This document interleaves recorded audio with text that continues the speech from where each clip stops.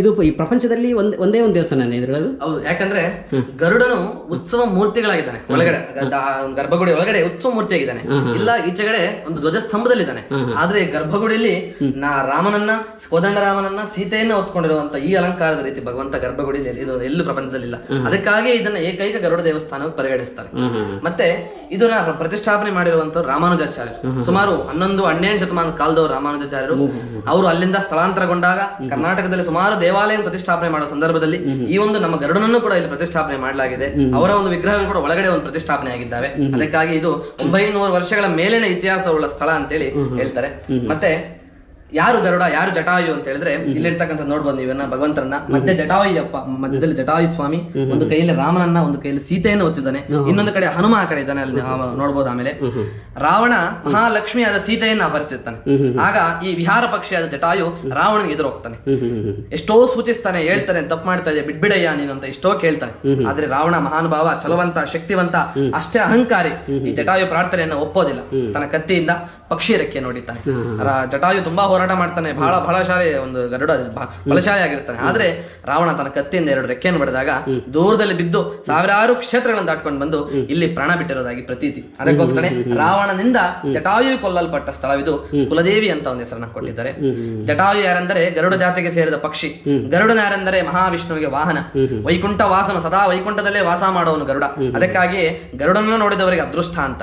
ಮತ್ತೆ ಸರ್ಪದೋಷ ನಿವಾರಕನು, ಆ ಒಂದು ಸರ್ಪ ಜಾತಿಯನ್ನು ಬೇಟೆ ಮಾಡತಕ್ಕಂಥ ಶಕ್ತಿ ಉಳ್ಳವನು ಗರುಡ.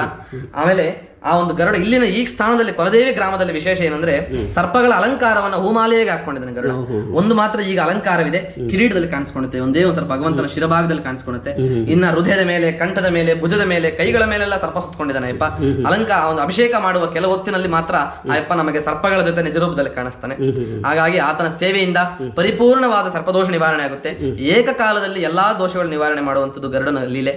ಮತ್ತೆ ಇಲ್ಲಿ ಬರ್ತಕ್ಕಂಥ ಭಕ್ತರಿಗೆ ಎಲ್ಲರಿಗೂ ನಾವು ಜನರಿಗೆ ಒಂದೇ ಮಾತನ್ನ ಹೇಳ್ತೀವಿ, ನಿಮ್ಮ ನಂಬಿಕೆಯೇ ದೇವರು, ನಿಮ್ಮ ಸೇವೆಯೇ ಗರುಡನಿಗೆ, ಭಗವಂತನಿಗೆ ಎಲ್ಲವೂ ಆಗಿರುತ್ತೆ. ಆ ಒಂದು ಕಲ್ಲಿಗೆ ರೂಪ ಕೊಡುವಂತದ್ದು, ಪ್ರಾಣ ಕೊಡುವಂತದ್ದು ನಮ್ಮ ಒಂದು ಭಕ್ತರ ನಂಬಿಕೆಯ ಸೇವೆಗಳೇ. ಅದಕ್ಕೋಸ್ಕರ ನಂಬಿಕೆಯಿಂದ ಬನ್ನಿ, ಆ ಭಗವಂತನ ಧೈರ್ಯವನ್ನು ಕೇಳ್ಕೊಂಡು ಹೋಗಿ ಅಂತ ಹೇಳ್ತಾರೆ ಅಷ್ಟೇ. ಭಗವಂತನು ಸಾಕ್ಷಾತ್ ಏನೂ ಮಾಡುವಂತವನಲ್ಲ. ಆದ್ರೆ ಪ್ರತಿಯೊಂದು ಒಂದು ಸನ್ನಿವೇಶದಲ್ಲೂ, ಒಂದು ಜೀವನದ ಘಟ್ಟದಲ್ಲೂ ನಮಗೆ ಧೈರ್ಯವಾಗಿ ನಮ್ಮನ್ನು ನಡೆಸ್ತಕ್ಕಂಥದ್ದು ಮಾತ್ರ ಭಗವಂತ. ಆ ಒಂದು ರೂಪವೇ ಗರುಡ ದೇವರು, ನಾರಾಯಣ, ಲಕ್ಷ್ಮಿ ಆಗಿರ್ತಾರೆ ಇಲ್ಲಿ. ಅದಕ್ಕೋಸ್ಕರ ಬಂದವರಿಗೆ ಎಲ್ಲರಿಗೂ ಇಲ್ಲಿ ಒಳ್ಳೇದಾಗುತ್ತೆ, ಆಶೀರ್ವಾದ ಸಿಗುತ್ತೆ, ಸರ್ಪದೋಷ ನಿವಾರಣೆ ಆಗುತ್ತೆ. ಇಲ್ಲಿ ಸದಾ ಭಗವಂತನಲ್ಲಿ ನಾವು ಕೇಳ್ಕೊಳ್ತೀವಿ. ಇಲ್ಲಿ ಎಲ್ಲರ ಭಕ್ತರ ಪರವಾಗಿ ನಾವು ಆರೋಗ್ಯವನ್ನು ಕೊಡುತ್ತಂದ್ರೆ ಎಲ್ರಿಗೂ ಅಂತ ಕೇಳ್ಕೊಳ್ತೀವಿ, ಒಳ್ಳೆ ವಿದ್ಯೆಯನ್ನು ಕೊಡುವಂತ ಕೇಳ್ತೀವಿ, ಕಲ್ಯಾಣ ಸಂತಾನಗಳಾಗಲಿ ಅಂತ ಕೇಳ್ತೀವಿ, ಸದಾ ನೆಮ್ಮದಿಯಾದ ಜೀವನ ಇರಲಿ ಅಂತ ನಾವು ಬಂದು ಗರುಡನಲ್ಲಿ ಕೇಳ್ಕೊಳ್ತೀವಿ. ಮತ್ತೆ ಭಕ್ತರು ಕೂಡ ಅವ್ರಿಗೂ ಹೇಳ್ತೀವಿ ನಾವು, ನೀವು ನಿಮ್ಮ ಮನಸ್ಸಿನಲ್ಲಿ ನಿಮ್ಮ ಕುಟುಂಬದ ಪರವಾಗಿ ಆ ಅಪ್ಪನಲ್ಲಿ ಕೇಳ್ಕೊಳ್ಳಿ, ಸಂಕಲ್ಪ ಮಾಡ್ಕೊಳ್ಳಿ, ಮತ್ತೆ ಗರುಡನ ಸೇವೆ ಸಿಗ್ಲಿ ಅಂತ ಕೇಳ್ಕೊಳ್ಳಿ ಅಂತ. ಅದಕ್ಕಾಗಿಯೇ ಬಂದಂತ ಭಕ್ತರು ಪುನರ್ ಸೇವೆಯನ್ನು ಕೇಳ್ತಾರೆ, ಪುನರ್ ದರ್ಶನವನ್ನು ಕೇಳ್ತಾರೆ. ಅದಕ್ಕಾಗಿಯೇ ಗರುಡನ ಎಲ್ಲರನ್ನೂ ಇಲ್ಲಿ ಕರೆಸಿ ಪುನರ್ ಸೇವೆಯನ್ನು ಮಾಡಿಸ್ಕೊಳ್ತಾನೆ. ಅದಕ್ಕಾಗಿ ಎಲ್ಲರಿಗೂ ಕೂಡ ಆ ಭಗವಂತನ ಸೇವೆ ಸಿಗ್ಲಿ ಅಂತ ಕೇಳ್ಕೊಳ್ತೀನಿ. ಸರ್ಪದೋಷ ನಿವಾರಣೆ ಆಗ್ಲಿ, ಭಗವಂತನಲ್ಲಿ ಪ್ರಾರ್ಥನೆ ಮಾಡ್ಕೊಳ್ಳಿ. ಇದು ಅಲಂಕಾರ ಇಲ್ಲದೆ ಇರುವಂತ ಒಂದು ಗರುಡ ಅಯ್ಯಪ್ಪ. ಅದೇ ಒಂದು ಪಕ್ಷಿ ರೂಪ, ಒಂದು ನಿಜ ರೂಪ. ಈ ರೀತಿ ಫೋಟೋದಲ್ಲಿ ನಾವು ಇಟ್ಟಿದ್ರಿ ಭಕ್ತರ ಅನುಕೂಲಕ್ಕೆ. ಇಲ್ಲಿ ನಮ್ಮ ಹನುಮ ಇದ್ದಾನೆ, ರುದ್ರ ರೂಪಿಯಾಗಿ ಕೈಯಲ್ಲಿ ಬ್ರಹ್ಮಾಸ್ತ್ರ ಇಟ್ಕೊಂಡಿದ್ದಾನೆ ಅಯ್ಯಪ್ಪ. ಉತ್ತರಾಭಿಮುಖವಾಗಿರ್ತಕ್ಕಂಥ ಒಂದು ಪ್ರತಿಷ್ಠಾಪನೆ ಇದು. ಕೋರೆ ಹಲ್ಲಿದೆ ಅಯ್ಯಪ್ಪನಿಗೆ. ನಾವು ಇಲ್ಲಿಂದ ನೋಡಿದ್ರೆ ಮಾತ್ರ ಗೊತ್ತಾಗುತ್ತೆ ಅಷ್ಟೇ. ಭಗವಂತನಿಗೆ ಕೋರೆ ಹಲ್ಲಿದೆ, ಅಲ್ಲಿ ನಾವು ಒಳಗಡೆ ಹೋದಾಗ ಅವನ್ನ ತೋರಿಸ್ತಿರ್ಬೋದು.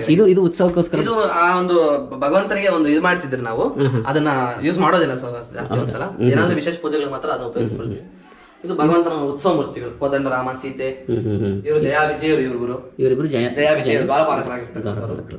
ಅವರ ಉತ್ಸವ ಮೂರ್ತಿಗಳಾಗಿದ್ದಾರೆ. ಇದು ಹನುಮ, ಇದು ರಾಮ, ಲಕ್ಷ್ಮಣ, ಸೀತೆ, ಲಕ್ಷ್ಮಣ.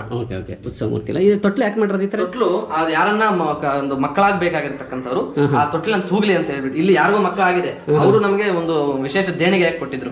ಅದಕ್ಕೋಸ್ಕರ ಅವ್ರ ನೆನಪಿನಲ್ಲಿ ನಾವು ಇದು ಮಾಡ್ಬಿಟ್ಟಿದ್ವಿ. ಬಂದವರೆಲ್ಲ ಸಂತಾನ ಆಗ್ಬೇಕಾಗಿರೋರು ಇದು. ನೋಡಿ, ತುಂಬಾ ಅದ್ಭುತವಾದಂತ ವಿಚಾರ ಇದು. ಸಂತಾನ ಪ್ರಾಪ್ತಿಗೋಸ್ಕರ ಬಂದು ಇಲ್ಲಿ ಪೂಜೆ ಮಾಡ್ಕೊಂಡು ಹೋಗಿ ಹೋಗ್ತಾರೆ. ಆಮೇಲೆ ಇದು ನಮ್ಮ ಇಡೀ ಪ್ರಪಂಚದಲ್ಲಿ ಎರಡೇ ಕುದುರೆ ಅಂತ ಕೇಳ್ಪಟ್ಟೆ. ಹೌದು, ಈ ರೀತಿ ಒಂದು ಆಸನ, ಒಂದು ಇದು ಏನೇ ಪುರಾಣದಲ್ಲಿ ಏನ್ ಹೇಳ್ತಾರೆ ಅಂದ್ರೆ, ಇಲ್ಲಿ ಜನ ಹೇಳ್ತಕ್ಕಂಥದ್ದು, ಅರ್ಜುನನು ಸರ್ಪದೋಷ ಯಾಗಕ್ಕಾಗಿ ಇಲ್ಲಿ ಬಂದಿದ್ದು, ಈ ಕ್ಷೇತ್ರಕ್ಕೆ ಬಂದಿದ್ದಂತೆ. ಆಗ ಆ ಒಂದು ಕುದುರೆನ ಬಿಟ್ಟು ಹೋಗಿದ್ದಾನೆ ಅಂತೆ. ಆ ನೆನಪಿಗಾಗಿ ಇಲ್ಲಿ ಬಂದಿದ್ದು ಅಂತ ನೆನಪಿಗಾಗಿ ಇಲ್ಲಿ ಒಂದು ಈ ರೀತಿ ಒಂದು ವಾಹನವನ್ನ, ಅಶ್ವವಾಹನವನ್ನ ಇಟ್ಟಿದ್ದಾರೆ. ಇದು ಪಂಚಲೋಹನ, ಇದು ಪಂಚಲೋಹ ಎಲ್ಲ ಕೂಡ. ಆ ಕೋದಂಡ ರಾಮ ಉತ್ಸವ ಹೋಗ್ತಕ್ಕಂಥದ್ದು ಈ ಒಂದು ರಥದ ಮೇಲೆ, ಈ ಅಪ್ಪನ ರಥದ ಮೇಲೆ ಹೋಗ್ತಾನೆ.